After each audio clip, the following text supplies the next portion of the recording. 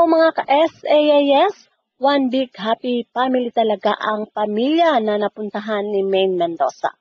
Sa pagdaraos ng Pasko 2023, nagbahagi nga ng kaganapan ang biyana ni Maine Mendoza na si Miss Sylvia Sanchez sa pagse-celebrate nila ng Paskong ito. At ito ang unang Pasko na mag-asawa na si Maine Mendoza at Congressman Arjo Atayde. Kagaya ng mga nagdaang taon, ang selebrasyon ng mga Atayde ay punong-puno nga ng saya at hindi nawawala ang mga palaro na tradisyonal nilang ginagawa. Samantala, ito din ang unang Pasko na nakatuwang na ni Kong Arjo Atayde ang kanyang misis na si Maine sa pagbibigay ng tuwa at pagbabahagi ng blessing sa kanilang mga kadistrito.